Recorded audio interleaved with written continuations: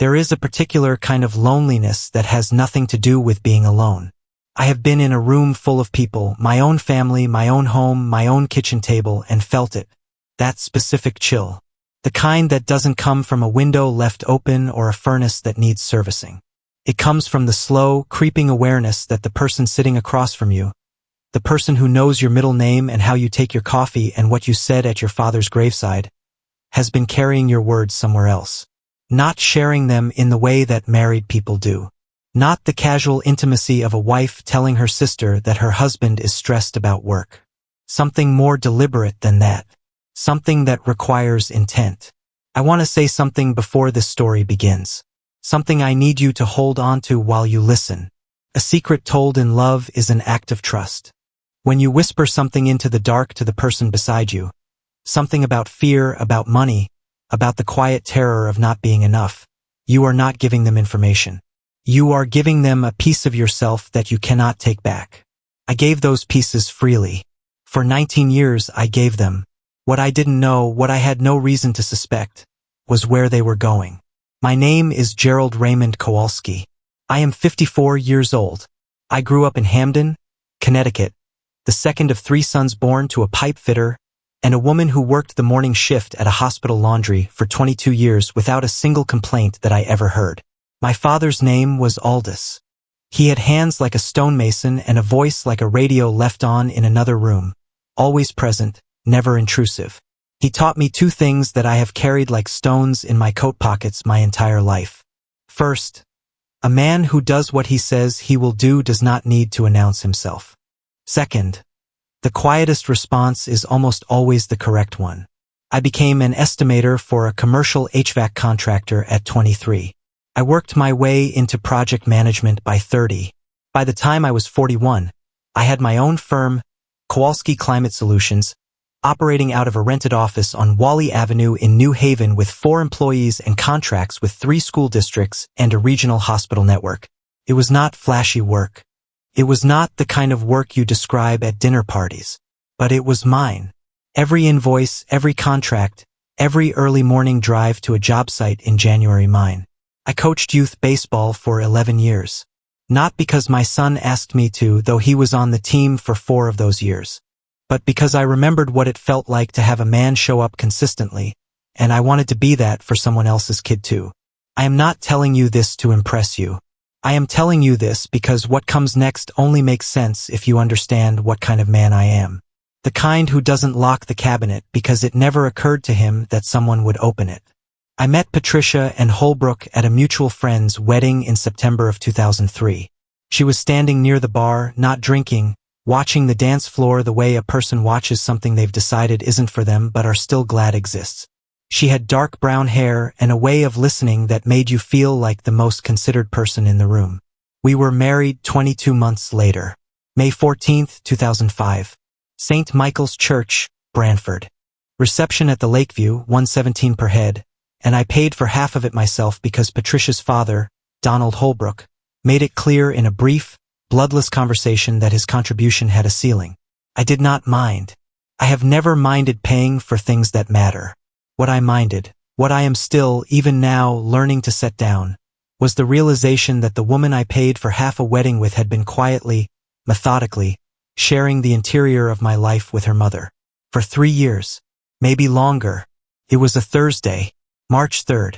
I know the date because I had a meeting that afternoon with the facilities director at Foot Memorial, a contract renewal I'd been nurturing for 8 months, and I had been awake since 5 reviewing my numbers.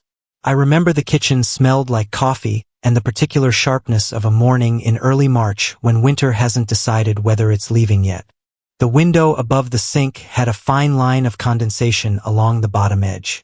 The radio on the counter was on low the way Patricia always kept it. She had left for her mother's at 8:30. Her mother, Constance Holbrook, who went by Connie, who lived 12 minutes from our house in a beige colonial on Orchard Ridge Road that Patricia and I had helped refinance in 2019, had a standing Thursday morning arrangement with her daughter. Coffee. Conversation. Whatever it is that the 2 of them did for 3 hours every week that Patricia described, when I asked as just catching up. I had no reason to be on Patricia's iPad. My laptop was charging in the office. I needed to pull up a supplier email I'd forwarded to myself, and the iPad was on the kitchen counter. I touched the screen. It woke up. It was already open to her messages. I did not go looking. I want to be precise about that. I was not a suspicious husband. I was not a man who checked his wife's phone or tracked her mileage or noticed when her story had a seam in it. I had, in 19 years, never once looked through her things. The message thread was open. Her mother's name at the top, Mom, and the most recent message visible in full on the screen before I had processed what I was reading. It was dated February 28th, 5 days prior. Patricia had written, "He doesn't know about the foot contract renewal, only that it's in progress. He told me last night he's worried it won't come through and that if it doesn't the whole Q1 projection is a problem. He said, and I'm writing this exactly, if we lose foot, I don't know how we cover payroll in April. Don't say anything to Donald. He'll make it into something." Her mother had replied, "He sounds scared. Let him be. It's good for him." Patricia, "I know. I just feel bad sometimes. Connie, don't. He'll never find out what we did. Just keep being sweet." I put the iPad down on the counter. The radio was still on. The coffee was still in the pot. I stood in my own kitchen on the morning of Thursday, March 3rd, at 8:51, and I read those words 3 more times to make sure I had understood them correctly. He'll never find out what we did. What they did. Not a single exchange. Not a moment of venting. Practice. A pattern so established that her mother had a name for it, what we did, and a philosophy about it. Let him be scared. It's good for him. I scrolled up. Not far, just enough. Enough to see my words going back months. My exact words. Conversations I thought were private. The name of the attorney I had consulted about restructuring my business entity in November. A specific number, a very specific number, that I had shared with Patricia on a Sunday evening in January when I told her what I thought the business was worth and what I thought we might do with it in 5 years. That number had gone to her mother within the hour. I closed the app. I poured the rest of my coffee down the drain. And I drove to Foot Memorial for my 2 o'clock meeting, where I presented my numbers with complete composure, shook Robert Ainsley's hand at 3:47, and secured a 3-year contract extension that would, as it turned out, become very important later. I did not call Patricia. I did not text her mother. I did not say anything at all. I drove home along the lake road because I needed the extra 11 minutes. Patricia was home when I got back, making dinner, chicken with rosemary, which she knew I liked. The table was already set. She asked how the meeting went. Well, I said, really well. She smiled. She asked if I was hungry. I said I was.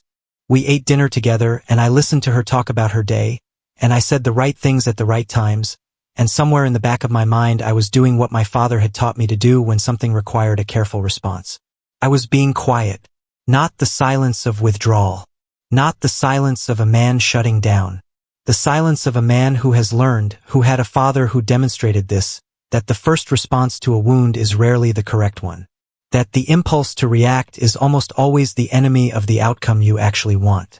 I did not know yet what the outcome was, but I knew I needed to understand what I was dealing with before I decided. Over the next 6 days, and I mean that precisely 6 days, I did 3 things. First, I called my attorney. Not our family attorney, who was also Patricia's attorney in any technical sense. I called Martin Chu, a partner at a firm in Hartford I had been referred to the previous year for a business contract dispute. I did not tell Martin everything. I told him enough. He told me what I needed to know about what documentation would matter and what wouldn't. Second, I reviewed 5 years of bank statements with a specificity I had never applied before. I was not looking for theft. I was looking for pattern.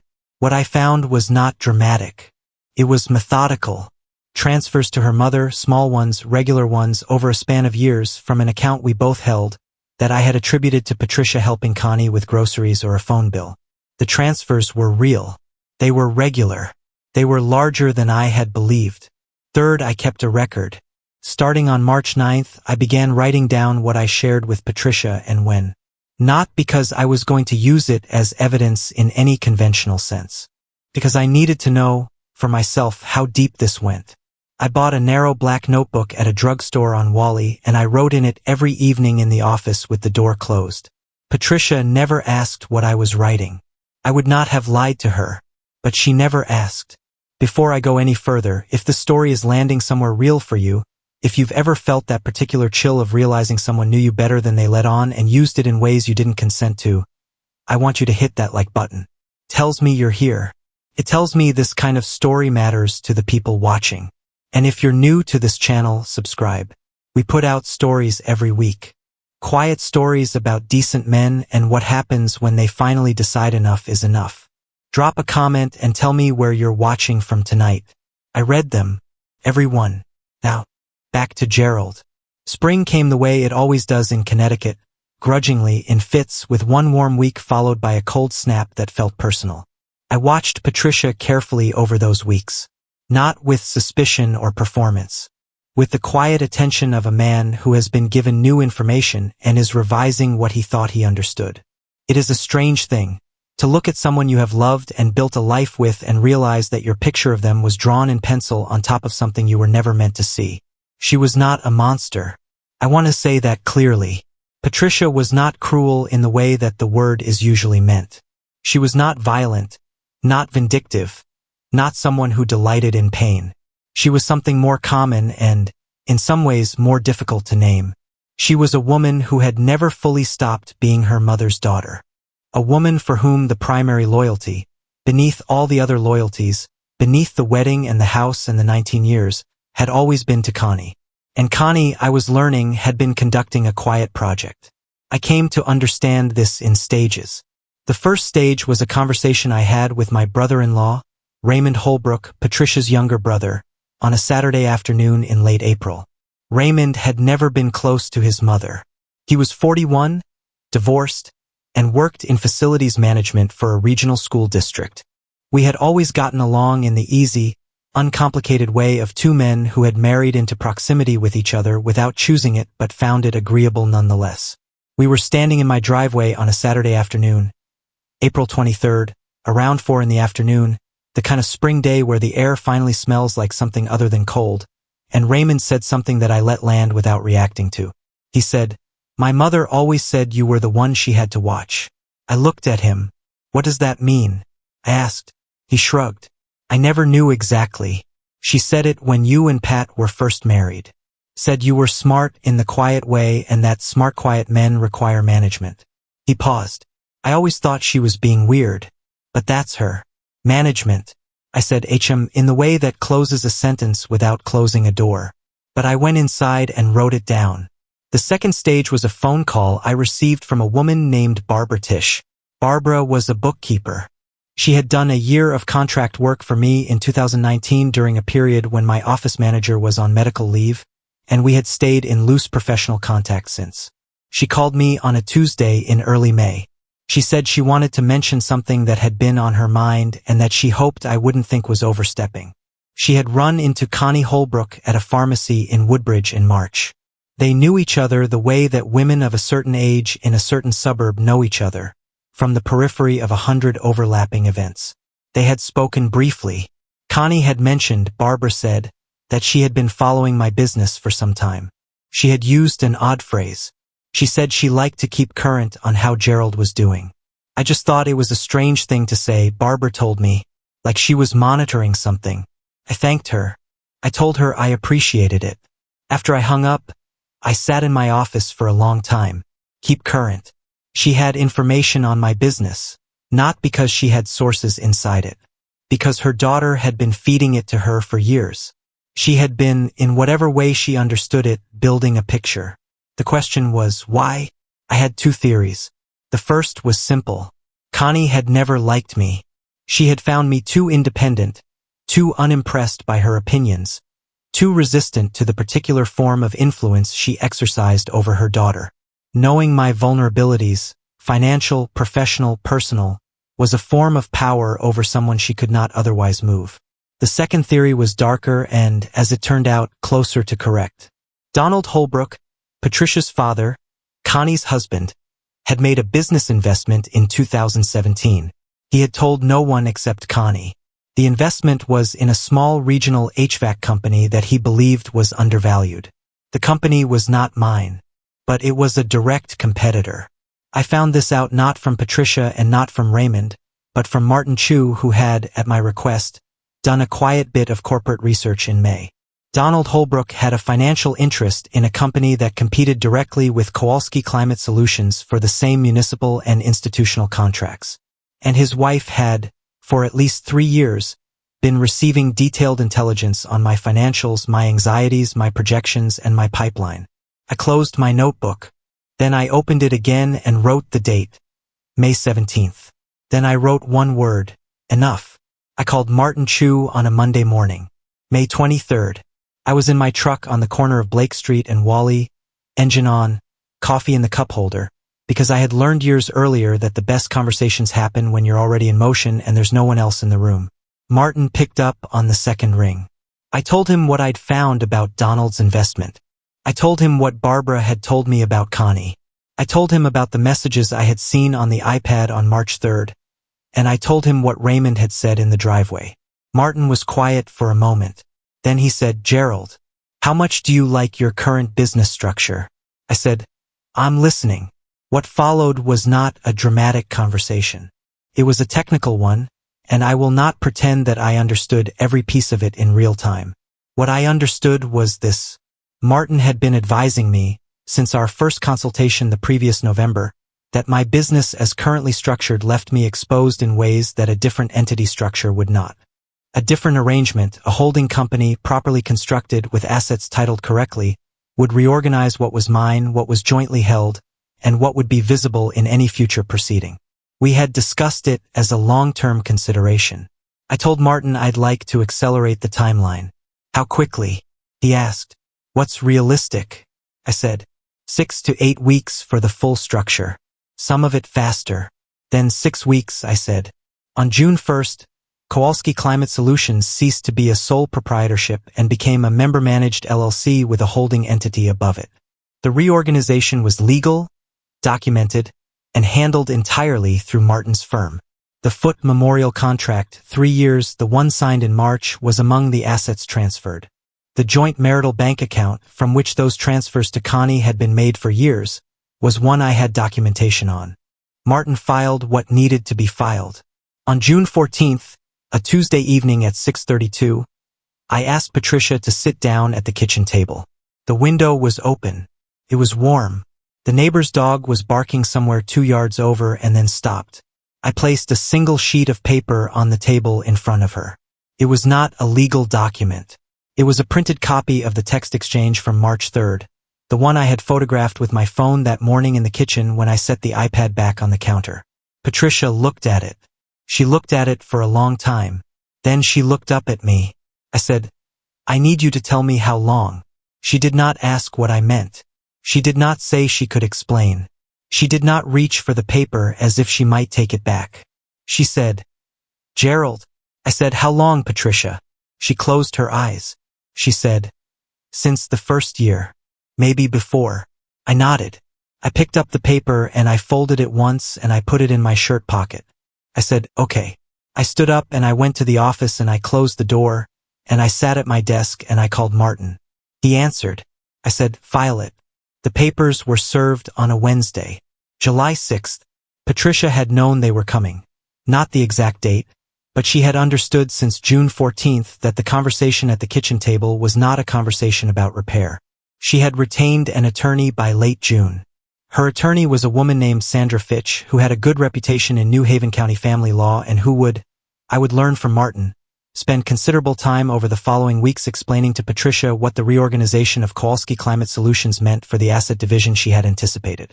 What Sandra Fitch told her, as near as I can reconstruct it, was that the landscape had changed. Patricia called me on July 9th, 3 days after service. I was at the Foote Memorial campus for a walkthrough on the new mechanical room renovation. Real work, the kind that requires steel-toed boots and a clipboard, and I stepped outside onto the loading dock to take the call. She said, "Your attorney restructured everything." I said, "Yes." She said, "There's almost nothing left in the joint account." I said, "I documented every transfer to your mother for 6 years, Patricia." Martin's team has the records. There was a silence on the line that lasted long enough that I checked the screen to see if the call was still connected. She said, "My mother said you'd never." She stopped. I said, "I know what your mother said." Another silence. "I didn't want it to be like this," she said. Her voice was quiet, not theatrical. She sounded tired, and I believed that part was genuine. "I know," I said. "Neither did I. Gerald, if we could just—" "Patricia," I said. "You gave your mother the number I whispered to you in the dark about what I thought my business was worth. You gave her the name of my attorney. You told her I was scared about payroll. And your father used a company that competed with mine for contracts that would have fed our family." She didn't answer. I said, "Talk to Sandra Fitch." I hung up. I stood on the loading dock for a moment. The sun was behind a cloud. The air smelled like July in New England. Cut grass and diesel and something warm and green underneath everything else. I went back inside. I had work to do. The moment that I want to tell you about, the one that I have turned over in my mind more than any other moment in this entire sequence of events, did not involve attorneys or documents or phone calls. It happened on a Saturday afternoon in late July. Connie Holbrook came to the house. I do not know if Patricia had asked her to or if she came on her own. I suspect the latter. She was a woman who, when she felt that events had moved outside her control, moved toward the problem rather than away from it. She rang the front doorbell at 2:15. I answered it because I was the only one home. She was dressed the way she always dressed. Put together, careful, a woman who believed that appearance was a form of argument. She had her car keys in one hand and a set expression on her face that I recognized as her version of authority. She said, "I'd like to talk to you, Gerald." I said, "Connie." She said, "What you're doing to my daughter is—" I said, "Connie." She stopped. I said, "I read what you wrote. On March 3rd, and on February 28th, and on quite a few other dates." I paused. "I know what you told her about me." She looked at me, and in her eyes, I saw the thing that I think had always been there under the management and the influence and the careful observation. She had never believed I was actually watching. I looked quiet. I said, "That's not the same thing as not seeing." She didn't answer. I said, "Tell Donald that Martin Chu says hello." I closed the door. Not hard, just firmly, the way you close a chapter. The divorce was final on November 18th. I am not going to tell you it was clean or quick or painless, because it wasn't any of those things. It was 11 months of paperwork and meetings and phone calls and a mediation session on a rainy Tuesday afternoon in October that lasted 4.5 hours and left me feeling hollowed out in the particular way that legal endings do. Not because of what was lost, but because of the formality required to name it. Martin did his job. The structure held. What Patricia's attorney had expected to be available wasn't. What Donald Holbrook had quietly hoped might be leveraged against me. My financial vulnerability, my fears, the whispered number in the dark, had been rendered inert by the same quiet preparation it had been gathered to exploit. I don't say that with pleasure. I say it because it is true. On the Friday after the finalization, November 20th, a cold morning, the kind of Connecticut cold that feels like it's telling you something, I drove out to Hamden. I parked on the street in front of my parents' old house on Wooden Street. A different family lives there now.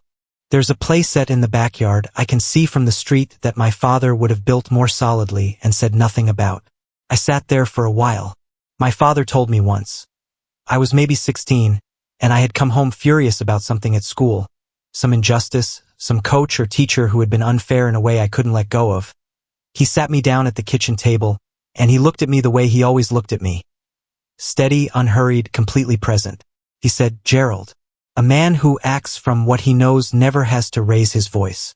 I didn't fully understand it then. I understand it now. There is a man I know. His name is Clinton Moss, who worked for me for 9 years before going out on his own. He is 47 years old and runs a 3-truck HVAC operation in Shelton, and he is one of the most honest men I have ever had the privilege of working alongside. When everything with Patricia was still unresolved and the mediation was dragging, and I was spending too many evenings alone in the house we had shared, Clinton used to call me on Thursday nights. Not to ask about the case. Not to offer opinions. Just to call. To talk about baseball and job sites and whether the foot renovation was going to come in under budget. to show up, which, when you think about it, is the whole thing.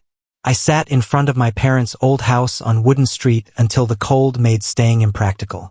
Then I drove to the office.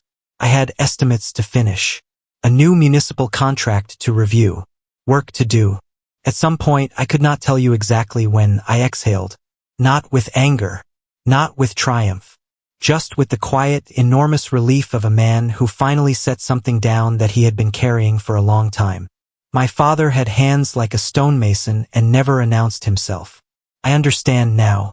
That was the whole point.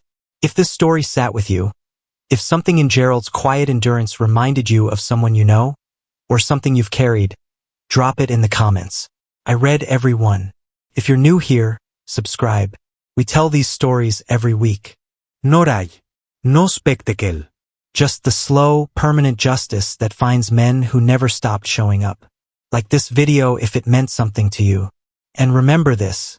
The quietest men in the room are not always the most uncertain. Sometimes they are the most prepared. Dad's Raw Revenge Real Stories. Quiet Dignity. Permanent conséquence.